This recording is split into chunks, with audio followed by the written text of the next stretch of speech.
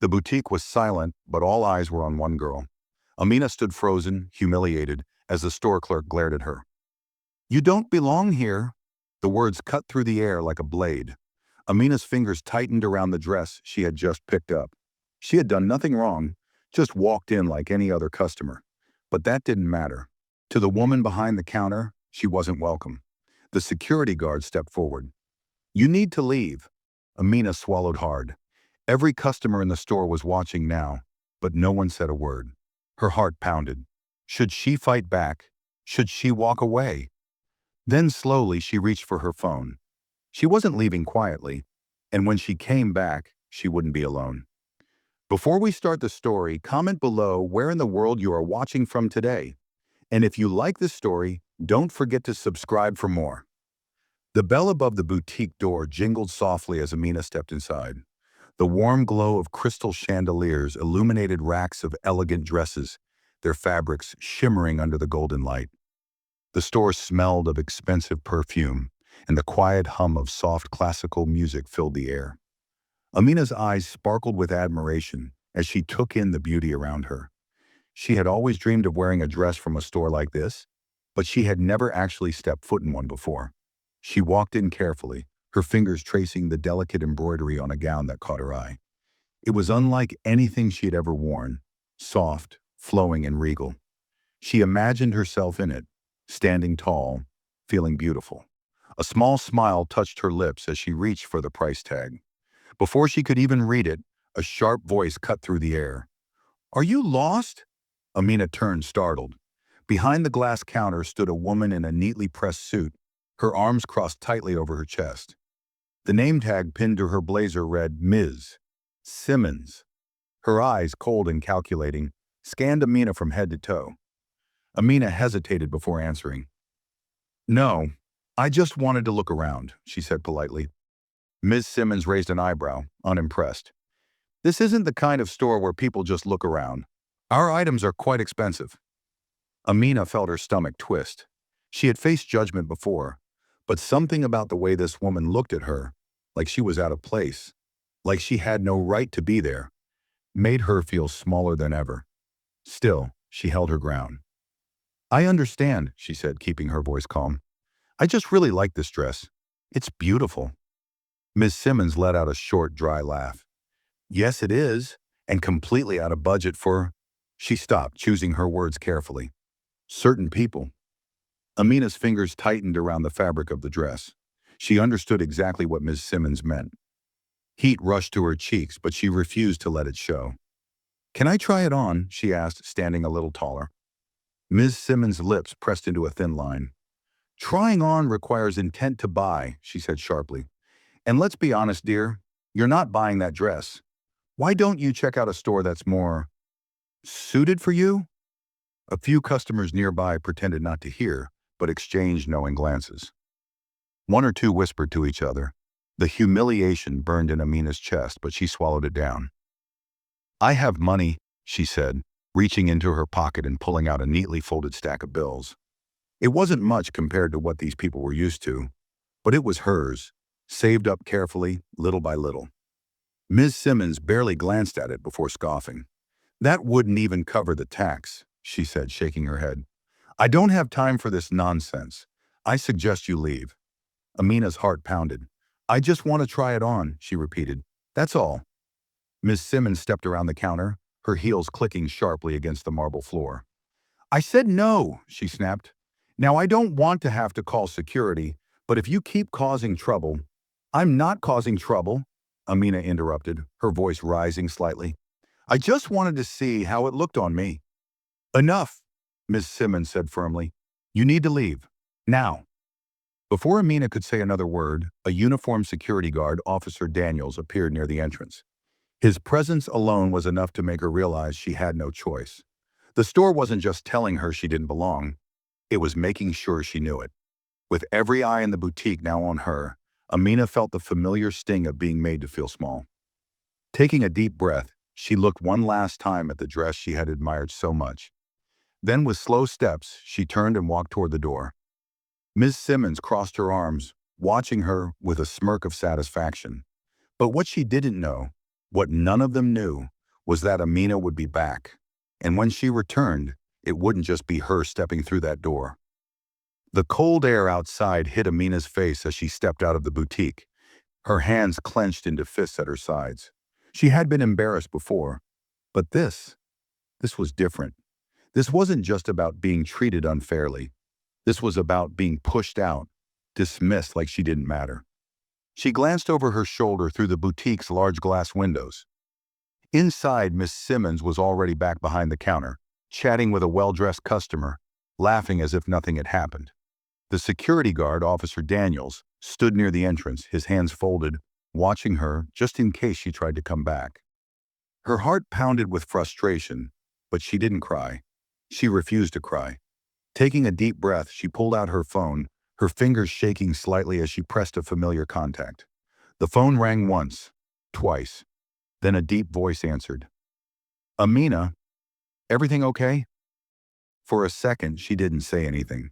She could have told him it was nothing, brushed it off like she always did when things like this happen. But this time she didn't want to. "Baba," she said, her voice calm but steady. "Can you come to the boutique on West Avenue?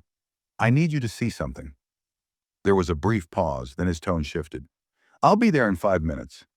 She hung up, exhaling slowly, her grip tightening around the phone. She wasn't sure exactly what would happen next, but one thing was certain. Ms. Simmons had no idea who she had just thrown out. Amina stood outside the boutique, her arms wrapped around herself, not from the cold, but from the lingering sting of what had just happened. People walked past her, unaware of the humiliation still burning inside her chest. Some glanced at her, a few even giving her a look of pity, but no one stopped. No one said anything.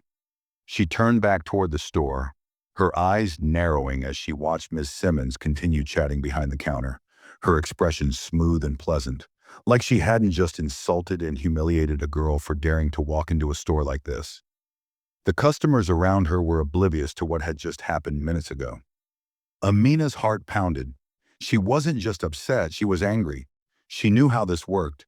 People like Miss Simmons always got away with things like this because no one ever held them accountable. If she had fought back too hard inside the store, she would have been labeled as aggressive. If she had raised her voice, she would have been told to calm down or stop overreacting. So she had done what she had to. She walked away, but she wasn't going to stay away. A sleek, black SUV pulled up to the curb, the windows tinted so dark that Amina couldn't see inside. The door swung open, and the moment Malik Sharif stepped out, the energy in the air shifted. Amina had seen her father walk into boardrooms and leave grown men silent with nothing but a single look. He wasn't loud, he wasn't flashy, but when he entered a space, people noticed. They had no choice but to. Dressed in a tailored navy blue suit, Malik adjusted his cufflinks, his sharp, observant eyes scanning the boutique before they landed on his daughter. His expression didn't change, but Amina knew him well enough to recognize the barely contained storm beneath the surface. He strode toward her, his polished shoes clicking against the pavement. "Amina, what happened?" She took a deep breath, feeling a mixture of relief and renewed anger now that he was here. "I went inside to look at a dress," she started, trying to keep her voice steady. "I wasn't even inside for 5 minutes before the store clerk told me I didn't belong there. She humiliated me in front of everyone. Then she had security throw me out." She saw the slight clench of her father's jaw, a reaction so small that most people wouldn't notice. But Amina did. For a few seconds, he didn't say anything. Then, in that same calm, controlled voice, he asked, "Did you do anything wrong?" Amina shook her head firmly. "No." That was all he needed to hear. Without another word, Malik turned and walked toward the boutique. Amina followed, her pulse racing. Every step her father took was measured and deliberate, as if he already owned the ground beneath him. She had seen this before, but she had never seen it used for her.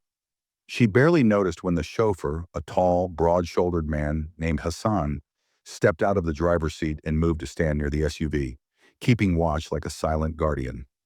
By the time they reached the entrance, the glass doors parted smoothly, the boutique's warm air washing over them as they stepped inside. The chatter inside the store died instantly. The employees froze. The customers turned, sensing the sudden shift in energy. And then there was Ms. Simmons, She was standing behind the counter, her back still half turned as she laughed at something a customer had said. When she finally glanced toward the door, her laughter caught in her throat. Her entire posture stiffened. The way her eyes slightly widened before she quickly masked it with her usual fake smile told Amina everything she needed to know. Ms. Simmons had recognized him. She had no idea who Amina was before, but she knew Malik Sharif. And now she looked like she had just made the worst mistake of her life. For the first time since she had walked into this store, Amina didn't feel small anymore. The silence inside the boutique stretched, heavy and suffocating. Ms. Simmons' polite mask cracked, just for a second, before she quickly plastered on a smile, one that didn't reach her eyes. She smoothed down her blazer, adjusting her stance as if she could somehow erase the last 15 minutes of her life. "Mr. Sharif," she said, her voice suddenly honeyed, far from the cold, dismissive tone she had used on Amina. "What a surprise. I wasn't expecting to see you here today." Malik's face remained unreadable, his sharp eyes scanning the boutique as if taking in every detail. The racks of designer clothing, the polished marble floors, the golden chandeliers. Finally, his gaze settled on Miss Simmons, and he let the silence drag on just long enough to make her uncomfortable. "Clearly," he said, his tone flat, giving nothing away. Mrs. Simmons swallowed hard, glancing at Amina as if seeing her for the first time. "Is there something I can help you with?" Amina could tell she was scrambling, trying to figure out a way to get ahead of whatever was about to happen. But there was no getting ahead of this. Malik took a step forward, resting his hands lightly on the glass counter. "My daughter came in here earlier," he said, his voice still calm. "She wanted to try on a dress." Miss Simmons nodded stiffly, though she was already shifting on her feet. "Yes, I remember. But there was a bit of a misunderstanding." "A misunderstanding," Malik repeated, his voice quiet, almost thoughtful. "That's an interesting choice of words." Amina saw the way the other employees were now standing awkwardly behind the register, their eyes darting between their boss and the imposing man in front of them. Some of the customers, sensing something significant was happening, had stopped browsing altogether, their attention now fully on the scene unfolding before them. Miss Simmons let out a nervous chuckle. "I was only doing my job, Mr. Sharif. You see, we have to be cautious with the kind of clientele we allow to try on such expensive pieces. Many people come in just to browse with no real intention to buy." "So you assumed my daughter had no intention to buy?" Malik cut in, his voice like ice. Ms. Simmons hesitated, her fingers tightening against the counter. "I didn't know she was your daughter," she admitted quickly, her tone bordering on desperate. Malik exhaled sharply through his nose, a sound that could barely be called a laugh. "And if she wasn't?" he asked. "If she had been just another customer, would you have still humiliated her in front of the entire store? Had security escort her out like a criminal?" The air in the boutique was so thick with tension that even the customers holding expensive dresses in their hands had momentarily forgotten them. Miss Simmons was struggling now, reaching for the right words, but there were none that could save her. She had already lost. "It wasn't personal," she tried, her voice weaker now. "I was just following store policy." Malik leaned in just slightly, lowering his voice in a way that made every syllable twice as dangerous. "Tell me, Miss Simmons, where exactly in your store policy does it say you're allowed to judge someone's worth by looking at them?" Miss Simmons opened her mouth, but no sound came out. The employees behind her stayed frozen, not daring to interfere. Even the store manager, a balding man in a gray suit, stood at the edge of the room watching but saying nothing. Malik straightened, adjusting the cuffs of his suit. "You didn't just deny my daughter a dress," he continued, his voice slow and deliberate. "You denied her dignity. And you did it because of nothing more than your own assumptions." The store was dead silent now. Amina had never seen someone unravel so quickly without a single raised voice, without a single insult thrown. Miss Simmons, who had been so smug and dismissive before, now looked pale. "Mr. Sharif, The bell above the boutique door jingled again. Everyone turned toward the entrance just as two more figures stepped inside. Amina recognized them instantly. Malik's business partner, Amir Khan, and his legal advisor, Farida Patel. And if Ms. Simmons had looked panicked before, now she looked outright terrified. The moment Amir Khan and Farida Patel stepped into the boutique, the air inside grew impossibly heavier. Amir, a tall, broad-shouldered man in a charcoal gray suit, carried himself with effortless authority. His presence alone commanded respect. The moment his sharp gaze swept across the store, employees straightened their backs and a few customers instinctively stepped aside. Farida, dressed in an impeccably tailored navy blue dress, carried a leather briefcase in one hand, her expression composed and unreadable. If Ms. Simmons had been scrambling for control before, now she looked as though the ground had been yanked from beneath her feet. She knew exactly who they were. Amir Khan was Malik Sharif's closest business partner, a man whose name carried just as much weight in the corporate world. And Farida Patel? She wasn't just a lawyer. She was one of the most powerful legal minds in the city, feared in boardrooms and courtrooms alike. Ms. Simmons' face turned a shade paler as she took an involuntary step back. Malik, Amir greeted smoothly, clasping Malik's hand in a firm shake before turning to Amina with a warm nod. I came as soon as I heard. Is she okay? Malik glanced at his daughter, his gaze softening for just a moment before turning back to Amir. She's fine now. Amir's eyes flickered toward Ms. Simmons, and whatever he saw in her expression made the corner of his mouth twitch. Not in amusement, but in quiet, controlled disapproval. Farida, who had remained silent until now, stepped forward and set her briefcase down on the glass counter with a deliberate thud. The sharp sound echoed in the hushed boutique. Ms. Simmons flinched. I believe we have a serious problem, Farida said crisply, her gaze locked onto Miss Simmons like a hawk watching its prey. The store manager, who had been hovering near the back of the boutique, finally found his voice. He cleared his throat nervously and stepped forward, attempting a weak smile. I'm sure we can resolve this without any legal action, he said quickly, eyes darting between Malik and Farida. Farida arched a perfectly shaped brow. Legal action? She repeated, feigning curiosity. Interesting choice of words. She flicked open the briefcase and pulled out a sleek black folder, flipping it open. Mr. Sharif owns multiple properties and investments across the city, including a significant stake in high-end retail establishments such as this one. She snapped the folder shut with an air of finality. Which means he has every right to decide the future of this location. Amina saw it, the exact moment Miss Simmons realized just how deep of a hole she had dug for herself. Her lips parted slightly, as if trying to form a response, but she was trapped in place, her mind racing for a way out. You own, she started, but her voice failed her. Malik's expression didn't change. Not yet, he said, smooth as silk, but that might change soon. It was Amir who delivered the final blow. In fact, he said, adjusting the cuff of his sleeve, I was actually speaking to Malik about expanding our retail investments. And after what happened here today, I think we might start by acquiring this very store. A ripple of whispers moved through the boutique. Even the other employees who had been silent witnesses to Miss Simmons's arrogance looked shocked. The color drained completely from Miss Simmons' face. For the first time, she looked truly afraid. Mr. Sharif, please, she finally choked out. This is all a misunderstanding. I didn't know. Malik's eyes darkened. And if she wasn't my daughter? He said, echoing his earlier question. Would you still be apologizing? Or would you be treating her like a criminal? Ms. Simmons had no answer. The store manager cleared his throat again, clearly desperate to salvage the situation. Mr. Sharif, Mr. Khan, let's discuss this in private. Malik didn't move. No, he said. We settle this here. Miss Simmons' breathing was shallow now. For the first time in her life, she was experiencing what it felt like to be truly powerless. And Amina? She watched it all unfold, feeling something she hadn't felt when she first stepped into this boutique. She felt seen.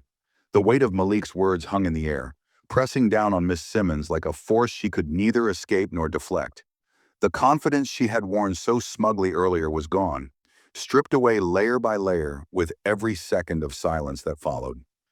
Amina watched her, studying every nervous flick of her gaze, every subtle shift in her stance. She could see the panic setting in now, the desperate realization that the power she had wielded so carelessly had just been ripped from her hands. For the first time, she knew what it felt like to be small.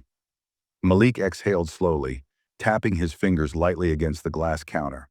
His tone was calm when he spoke, but there was an edge beneath it that sent a chill through the room. You see, Ms. Simmons, I don't just walk away from things like this. She flinched at his words, swallowing hard. I understand, Mr. Sharif, and I deeply regret. No, Malik cut her off, shaking his head slightly. I don't think you do. His gaze flickered toward Amir, who stood with his arms crossed, watching with quiet amusement. Then to Farida, who had already pulled out a pen and was scribbling something onto a document inside the black folder she had placed on the counter earlier. The boutique was completely silent now.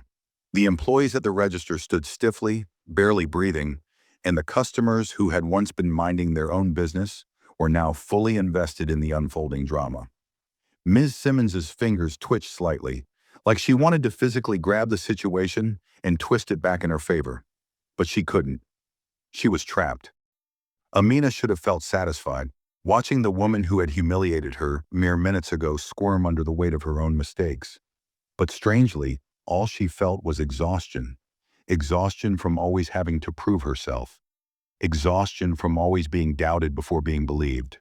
Exhaustion from knowing that if her father hadn't been who he was, she would have walked away from this store feeling small, humiliated, and powerless.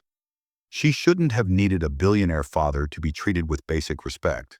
A shadow of that frustration must have flickered across her face, because when Malik turned toward her, his expression softened slightly.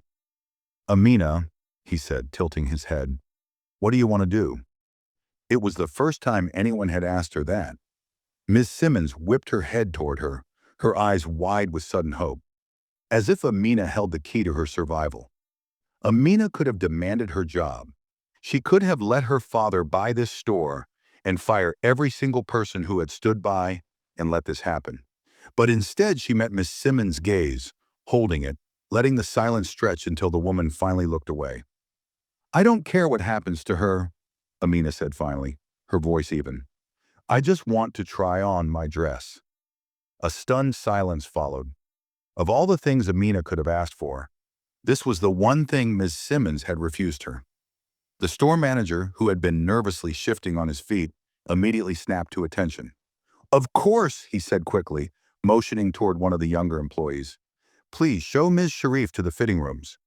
Amina almost laughed at the way they were suddenly falling over themselves to accommodate her. But she didn't. Instead, she simply stepped past Ms. Simmons without another word, letting the silence speak for itself. The same dress, the one she had been told wasn't for people like her, was carefully lifted from the rack by the now visibly nervous sales associate. Amina followed her, feeling the weight of every eye in the store as she walked toward the fitting room. And Ms. Simmons, she stood frozen, watching the girl she had thrown out now walk through the store like she belonged there. Because she did. The fitting room was quiet, a stark contrast to the tension still lingering outside. Amina stood in front of the full-length mirror, the dress in her hands feeling heavier than it should. The same dress that, not long ago, had been ripped from her grasp with disdain and cruelty.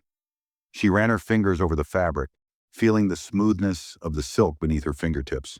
She had dreamed of moments like this, trying on something elegant, something that made her feel beautiful. But now that she was here, standing inside this perfectly decorated fitting room, the experience felt different. It wasn't about the dress anymore. It was about the fact that she had to fight for this moment. With a deep breath, she slipped into the gown. It fit perfectly, hugging her body in all the right places. She turned slightly, studying herself in the mirror. For the first time today, she wasn't thinking about Miss Simmons, or the security guard, or the whispers of the customers. She was thinking about herself. The door to the fitting room opened slightly, and a cautious voice spoke from the other side. Miss Sharif, do you need any adjustments? We can bring in a tailor if necessary. Amina almost laughed. 10 minutes ago, they wouldn't even let her touch the dress. Now they were willing to bring in a tailor just to make sure it was perfect for her. No, she said, her voice steady. I'll be out soon. As the footsteps retreated, Amina took one last look at herself. The dress wasn't just fabric anymore. It was a symbol of everything she had just endured. She pushed the door open and stepped out. The boutique fell into an immediate hush. The moment her father, Malik, saw her, his expression softened. He wasn't the powerful businessman right now. He was simply a father, looking at his daughter, proud. Amir gave an approving nod. It suits you. Even Farida, who rarely showed emotion in business settings, gave her a small, rare smile. Amina turned her gaze toward Miss Simmons, who stood near the counter, stiff as a board. The woman couldn't even look at her properly, her face drained of color. Good. Amina walked toward the counter, the train of the gown flowing behind her, and stopped just inches away from Ms. Simmons. She didn't need to say anything, because Ms. Simmons already knew. She knew that no matter what she said now, no matter how many apologies she tried to throw together, nothing would erase what had happened. But just for the sake of clarity, Amina let her words slice through the thick air of the boutique. You can ring it up now, she said, her voice smooth, unbothered. I'll be taking this dress. The irony was beautiful. The same dress Ms. Simmons had sworn she could never afford was now being bought in front of her face. Ms. Simmons nodded stiffly, fumbling with the register as she rang up the purchase, her fingers trembling slightly. Amina watched as the numbers flashed across the screen. It was a ridiculous amount of money for a single dress, but right now, it was worth every penny. As Malik reached for his wallet, Amina placed a hand on his arm, stopping him. I'll pay for it myself. Malik raised an eyebrow but said nothing as Amina pulled out her own black card and slid it across the counter. The reaction was instant. Ms. Simmons' hands visibly shook as she took the card, her eyes flickering with realization. She hadn't just insulted a girl who looked like she didn't belong. She had insulted a girl who could buy this entire store if she wanted to. The transaction went through, and the receipt printed in the tense silence. Ms. Simmons handed it over, but Amina didn't take it immediately. Instead, she let the pause linger. She wanted Ms. Simmons to feel the weight of what she had done. When she finally took the receipt, she tucked it into her purse without a second glance. Next time, she said, her voice cool and effortless, think twice before you judge someone based on how they look. With that, she turned on her heel and walked toward the exit, her father and their entourage following behind. She didn't need to look back to know Ms. Simmons was standing there, humiliated, defeated, and probably wondering how she had miscalculated so badly. Amina pushed the boutique doors open, stepping outside. The cold air hit her skin, but this time, it didn't feel harsh. It felt refreshing. As soon as Amina stepped out onto the sidewalk, the tension that had wrapped around her chest inside the boutique loosened. The crisp afternoon air brushed against her skin, carrying with it the murmur of passing pedestrians and the distant hum of traffic. It was strange, how a simple shopping trip had turned into something much bigger. She glanced at her father, who stood beside her, watching her closely. Malik Sharif was not a man who wasted words, but Amina knew his silence was always full of meaning. Are you okay? He finally asked, his voice steady but laced with something softer, something only a father could express. Amina inhaled deeply, then nodded. I am now. Malik studied her for a moment, then gave a slow nod of approval. Good. Amir Khan, who had been silent since leaving the store, let out a quiet chuckle. That was, satisfying. Amina smirked. It was. Farida Patel, the sharp-eyed legal advisor, adjusted the strap of her leather bag and glanced at Malik. Are we still moving forward with acquiring the store? At that, Malik's lips twitched in amusement. No, he said simply. Amina blinked in surprise. You're not? Malik turned to her. No, he repeated. This wasn't about the store. It was about respect. Buying the boutique would only turn this into a business move. But what happened today was personal. Amina let that settle in. He was right. This wasn't about ownership or money. It never was. It was about the fact that people like Ms. Simmons had to be reminded that their prejudices had consequences. Farida nodded in understanding. Then I assume we'll be handling this another way? Malik's eyes gleamed with something unreadable. Let's just say, word travels fast, and when it reaches the right people, we won't need to do anything at all. Amina knew exactly what he meant. Ms. Simmons had humiliated the wrong person today, and soon the people who mattered, the ones who ran businesses like this, would hear all about it. She almost felt sorry for Ms. Simmons. Almost. Amir clapped his hands together, breaking the moment. All right, I say we get out of here. Amina, I think this calls for a celebration. She raised an eyebrow. A celebration? He grinned. Of course. You handled yourself well in there. That deserves something special, don't you think? Amina laughed, shaking her head. I think I just need a coffee. Malik smirked. Then coffee it is. The group started walking toward the sleek SUV still waiting at the curb. Hassan, their driver, nodded in acknowledgement as he moved to open the door for them. Just as Amina reached for the handle, she caught sight of something across the street. Almost. Amir clapped his hands together, breaking the moment. All right, I say we get out of here. Amina, I think this calls for a celebration. She raised an eyebrow. A celebration? He grinned. Of course. You handled yourself well in there. That deserves something special, don't you think? Amina laughed, shaking her head. I think I just need a coffee. Malik smirked. Then coffee it is. The group started walking toward the sleek SUV still waiting at the curb. Hassan, their driver, nodded in acknowledgement as he moved to open the door for them. Just as Amina reached for the handle, she caught sight of something across the street. A woman stood there, partially hidden behind the glass of another store's window. Her arms were crossed tightly, and though she was far away, Amina recognized the expression on her face. It was Ms. Simmons. Amina paused. Ms. Simmons must have followed them outside at some point, maybe out of curiosity, maybe out of disbelief. But she wasn't wearing the same smug expression she had inside the boutique. She looked shaken. Amina tilted her head slightly, locking eyes with her. For a second, neither of them moved. Then slowly Amina smiled. Not a gloating smile, not a cruel one, just a knowing one. Miss Simmons's lips parted slightly, as if she wanted to say something, but she didn't. And then, just like that, she turned away and disappeared into the crowd. Amina exhaled, the last remnants of tension slipping from her shoulders. She didn't need to hear an apology. She had already won. As the black SUV pulled away from the boutique, Amina leaned back into the soft leather seat, her fingers absent-mindedly brushing against the fabric of her newly purchased dress. The events of the past hour replayed in her mind. The humiliation, the anger, the way everything had turned so quickly when her father arrived. It still didn't sit right with her.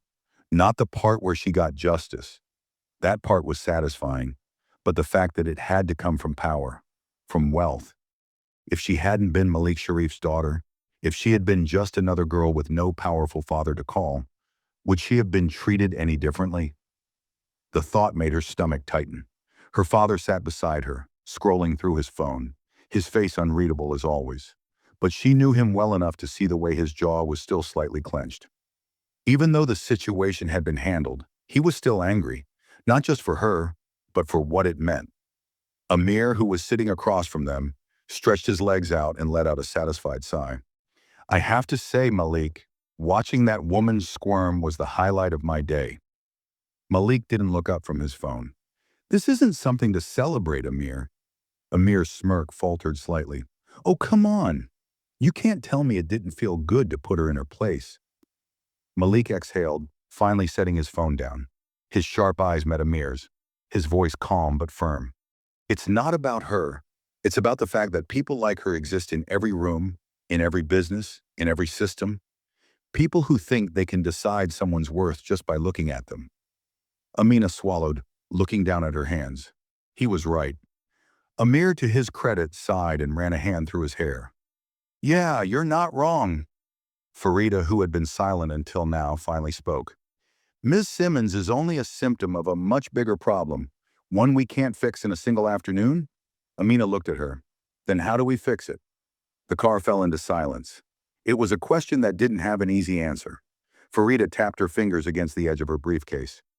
By making sure that people like you don't just win in these small moments, but in the long run, that you succeed so loudly that people like Ms. Simmons have no choice but to watch. Amina considered that. Success, visibility, power. It shouldn't have to be the solution, but maybe for now, it was the only one. Her father suddenly spoke, his voice quieter than before. You handled yourself well today, Amina. Amina looked at him. Malik Sharif was not a man who gave out praise easily.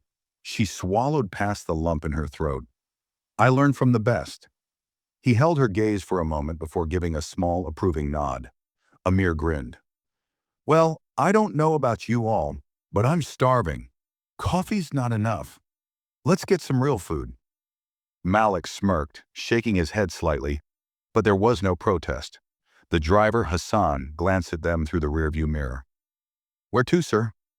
Malik didn't answer immediately. Instead, he looked at his daughter. Amina, your choice. Amina blinked, momentarily surprised. It was a small thing, letting her decide. But after everything that had happened today, it felt like something bigger. She straightened her shoulders slightly. Let's go somewhere with a view. Hassan nodded, signaling a turn. The city stretched out before them, golden in the setting sun. And for the first time that day, Amina felt completely in control. The SUV glided through the streets, past towering buildings, bathed in the golden hues of the setting sun. The city felt different now, as if the world had shifted just slightly after what had happened. But maybe it was just Amina. Something inside her had changed today. She sat by the window watching as familiar landmarks passed by.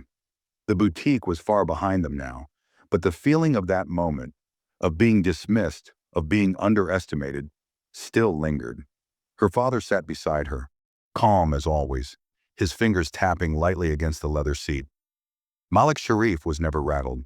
No matter the situation, no matter the stakes, he was always composed, always in control. Amina wondered if he had always been this way, or if life had made him this way. What are you thinking? Malik's deep voice pulled her from her thoughts. Amina hesitated before answering. I'm thinking about all the people who don't have a father like you. Malik's expression remained unreadable, but she caught the way his fingers stilled.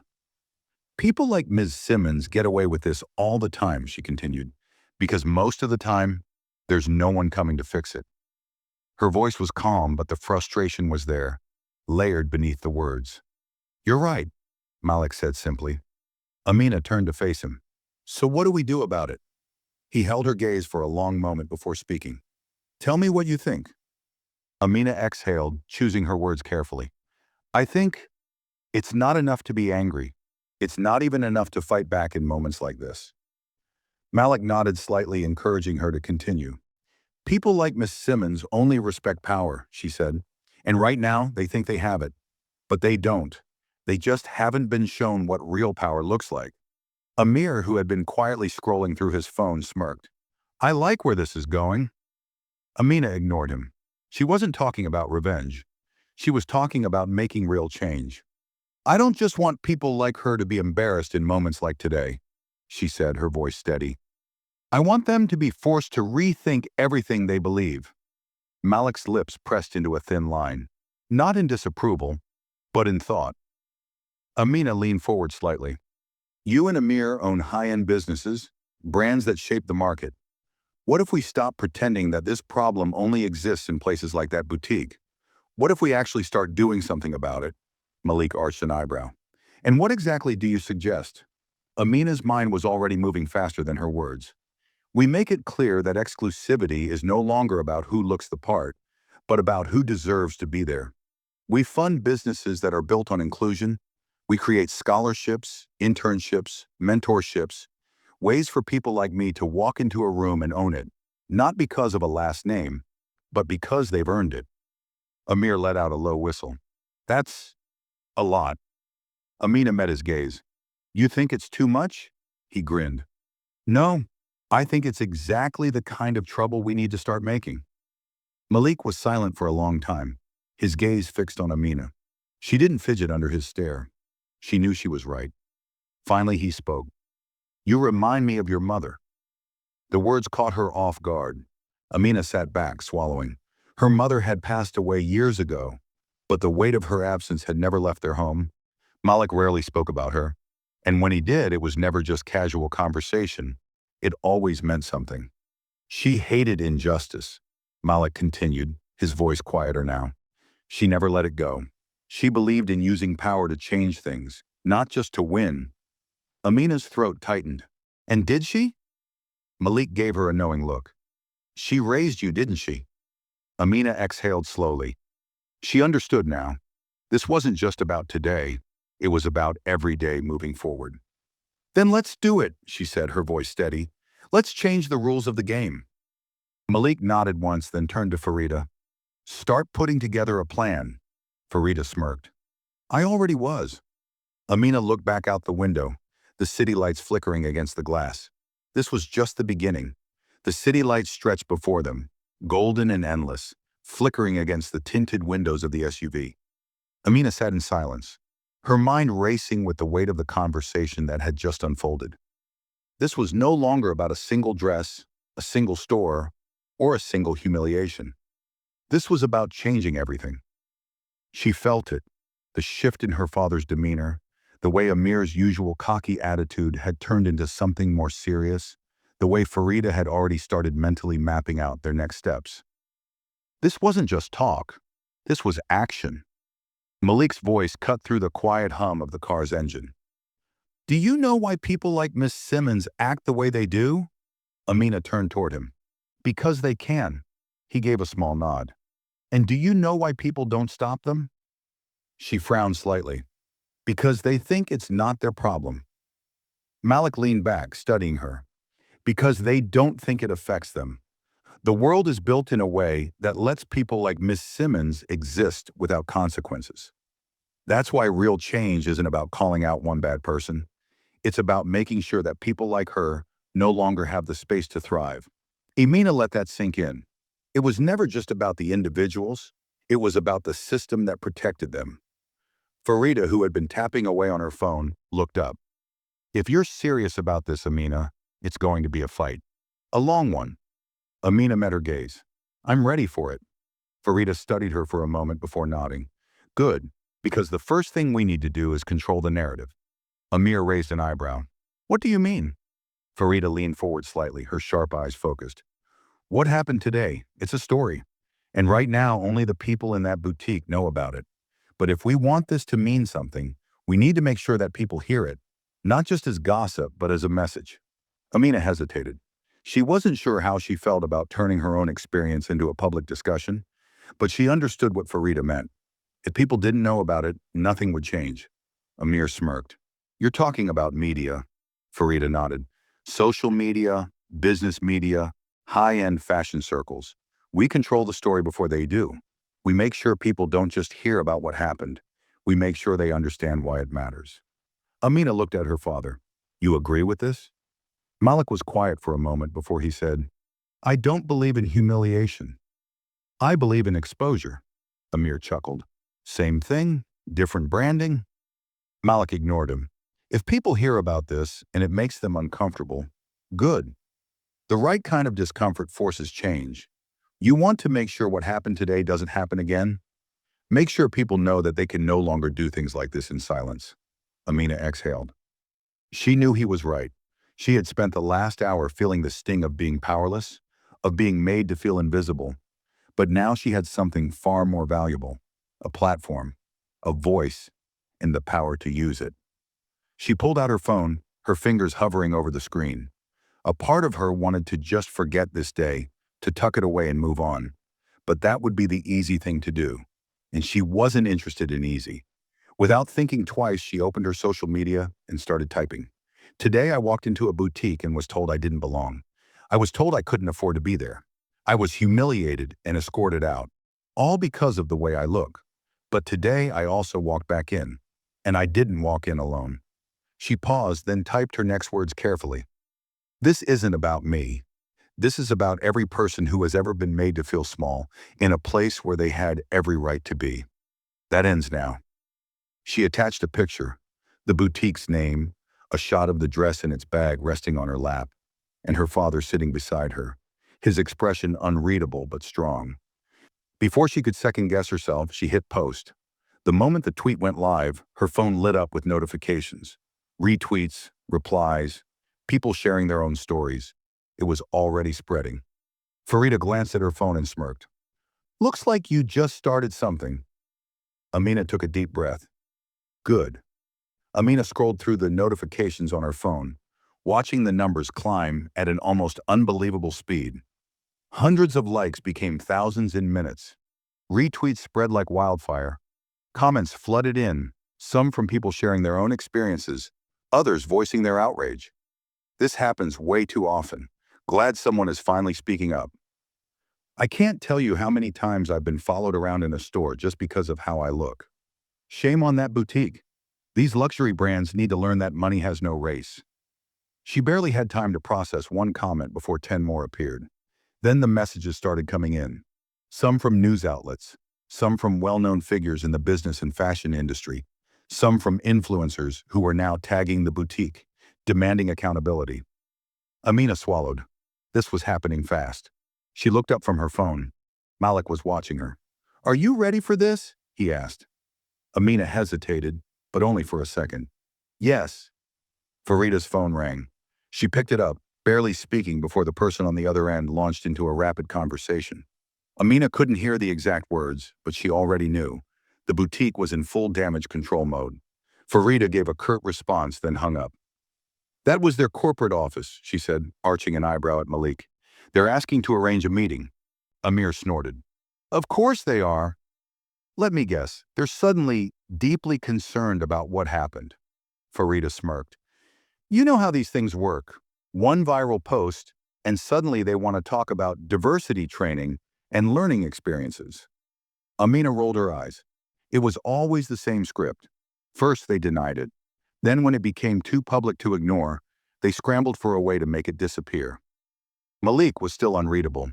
"Tell them we'll think about it," he said. Farida nodded, already typing out a response.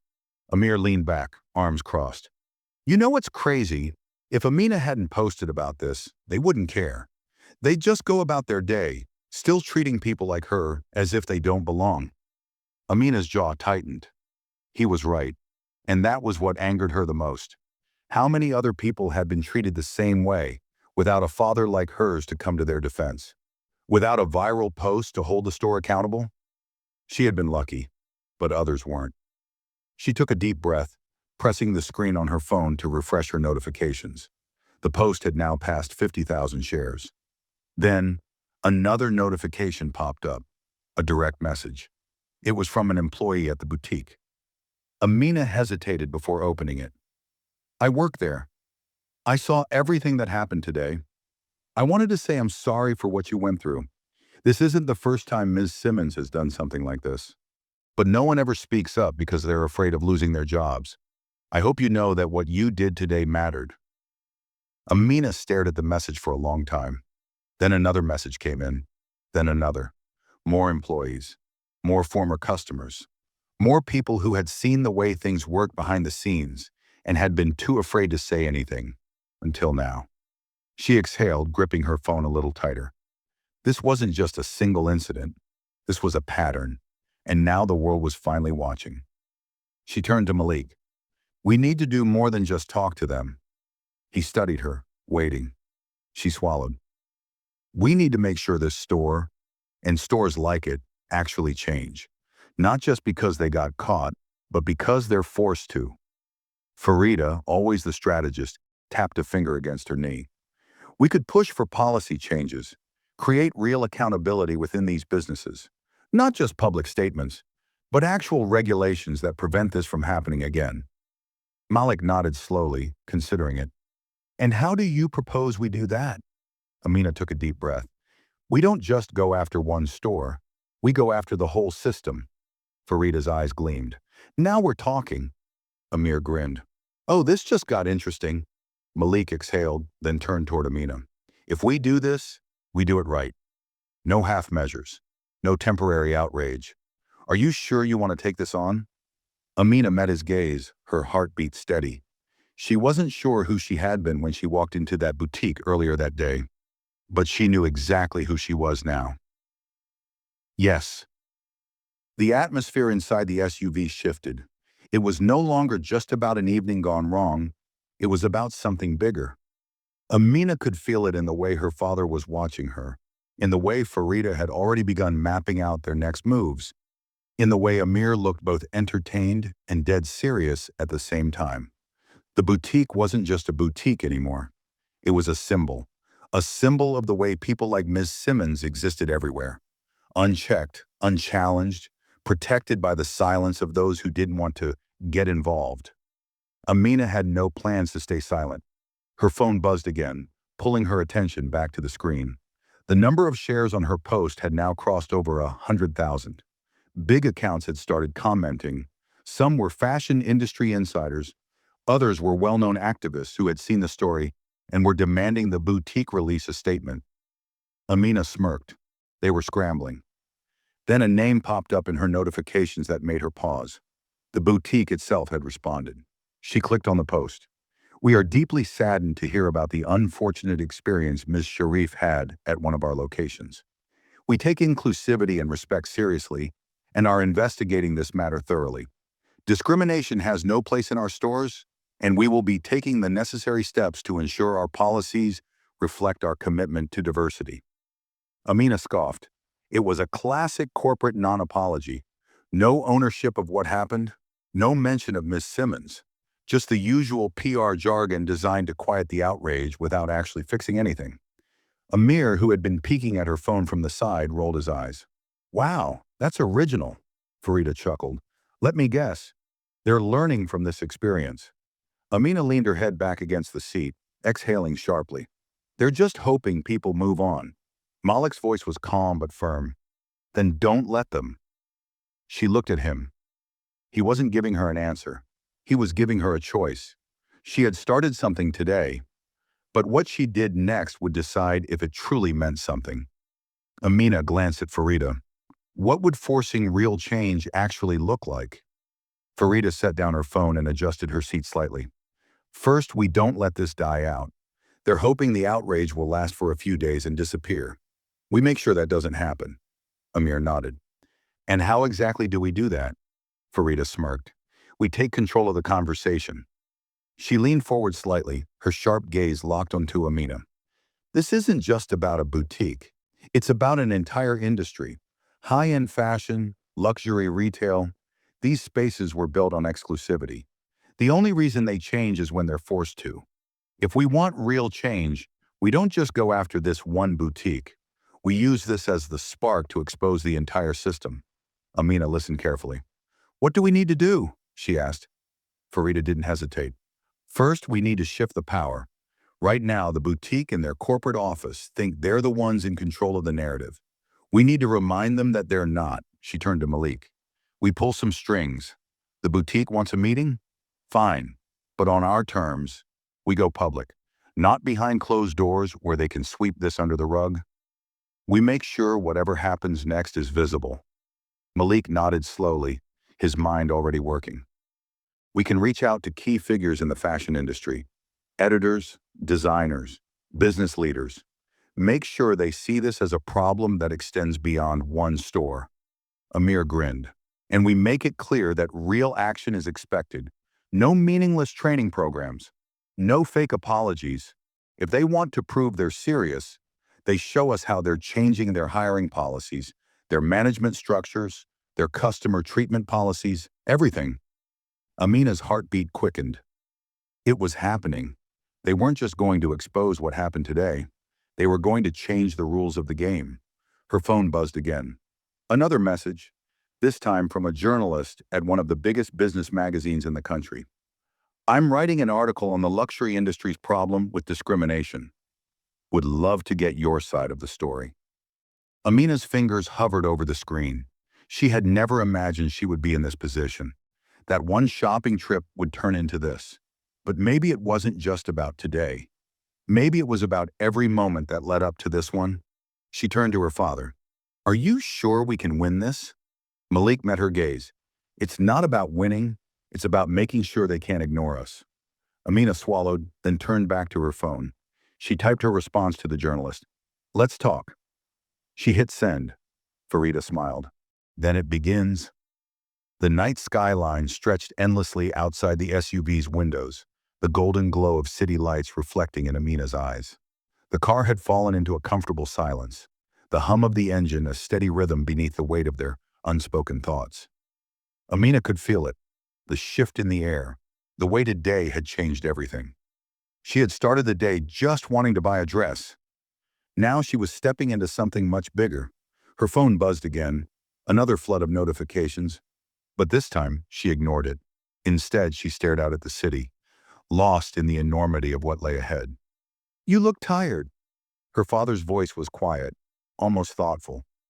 Amina turned to him. I'm fine. Malik studied her for a moment. You don't have to fight every battle at once. She exhaled, rubbing a hand over her face. I know, but if I don't, who will? There it was, that deep frustration she had felt ever since she walked out of that boutique. The understanding that if she hadn't been who she was, this would have ended differently. That if her father hadn't stepped in, if she hadn't gone viral, Miss Simmons would still be standing behind that counter, unbothered, unchallenged, unchanged. And how many others had walked out of that same store, humiliated and unheard? Malik nodded slowly, leaning back in his seat. Then make sure you fight smart. She frowned. What do you mean? You want real change? He asked, watching her closely. Then don't just react. Building plan. Make sure that this isn't just a moment. Make it a movement. Amina knew what he meant. The boutique was just one small piece of a larger puzzle. This problem existed everywhere, in boardrooms, in offices, in hiring practices, in social spaces that weren't built for people like her. And that wasn't going to change with a single viral tweet. She inhaled deeply, pressing the tips of her fingers together as her mind raced through possibilities. We don't just expose them, she murmured, thinking out loud. We create something better. Amir, who had been silent until now, smirked. I like where this is going. She turned to him, her mind moving faster than her words. We take the spotlight they didn't want and turn it into something they can't ignore.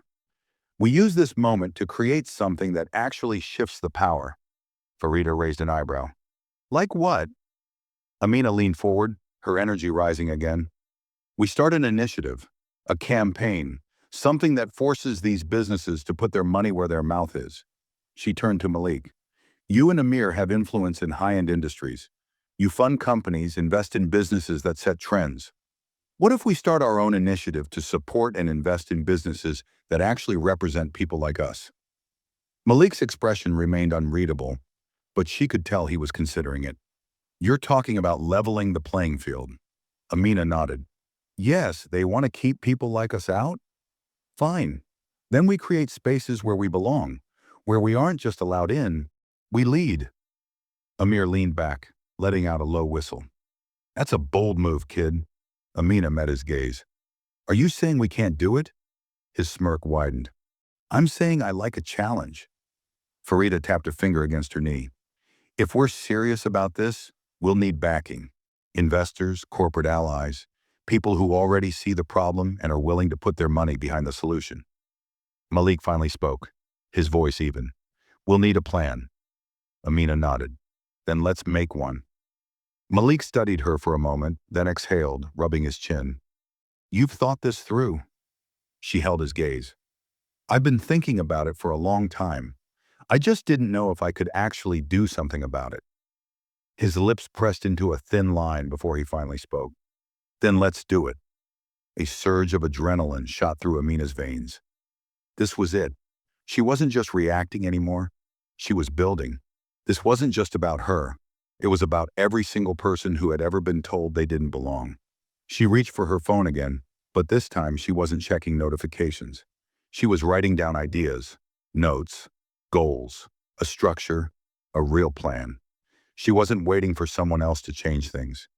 She was going to change them herself, and this time, no one was going to stop her. The city lights blurred past as the SUV continued its steady drive through the streets, but Amina barely noticed them now. She was focused. For the first time all day, she wasn't just reacting to what had happened. She was deciding what came next. Her fingers moved swiftly over her phone screen, typing notes as thoughts formed faster than she could process them. She wasn't just documenting a moment. She was creating a blueprint for something bigger. Malik watched her in silence, his sharp eyes observing every movement. She knew he was testing her, testing to see if this was just anger, if this was just a fleeting reaction, or if it was something real. Amina stopped typing and met his gaze head-on. This isn't just about today. Malik nodded slowly. I know. She turned to Farida. You said we need corporate backing, but that's only part of it. We need visibility. We need people who have been through what I have. People who actually understand why this matters. We need business owners, creators, designers, entrepreneurs, people who've been locked out of these spaces, not because they weren't talented enough, but because people like Miss Simmons never even let them in the door. Farida tapped her chin thoughtfully. So you don't just want corporate partners. You want the right ones. Amina nodded. Yes, because if we let the wrong people in, they'll turn this into a PR stunt, a diversity campaign that looks good in headlines but means nothing in reality. This has to be real change, not a publicity fix. Amir chuckled from his seat across from her. Damn, you're not playing around, are you? Amina shot him a look. Would you be? His grin widened. Not at all. That's why I like this. Malik leaned forward slightly, resting his elbows on his knees. Amina, what you're talking about is bigger than just changing one store's policies. You're talking about shifting the culture of an entire industry. Amina didn't hesitate. Yes. Silence settled between them for a few moments. Then Malik nodded. Then let's do it right. He reached for his phone, scrolled through his contacts, then handed it to Farida. Set up meetings. We're going to need the best minds in business, fashion, tech, and investment. No opportunists, no performative allies, just people who understand that this isn't a trend, it's a shift. Farida nodded and immediately got to work. Amina took a deep breath. She hadn't even realized how tightly she had been gripping her phone until now. This was really happening. She had stepped into that boutique today thinking about a dress. Now she was stepping into something that could change everything. Amir leaned back, arms crossed, his expression amused. You know, kid, this all started because you just wanted to shop. Amina laughed, a genuine, deep laugh. Yeah, and look where we are now, Amir smirked. Remind me to never underestimate you. Amina's smile faded slightly, and she turned to look out the window. Because that was the point, wasn't it? People like Miss Simmons underestimated people like her every single day. They made judgments in an instant. They decided who belonged and who didn't. But those days were over. She had a voice, a platform, a plan, and now she had power. Not just because of her father's name, not because of wealth, but because she refused to stay silent. As the SUV pulled up to the towering glass building that housed her father's headquarters, she exhaled slowly and reached for the door handle. Let's get to work. She stepped out, standing tall as the city stretched before her. The night was just beginning, and so was she. If you enjoyed this story, make sure to give this video a like. Share your thoughts in the comments. We'd love to hear what you think. And don't forget to subscribe to the channel for more powerful stories like this.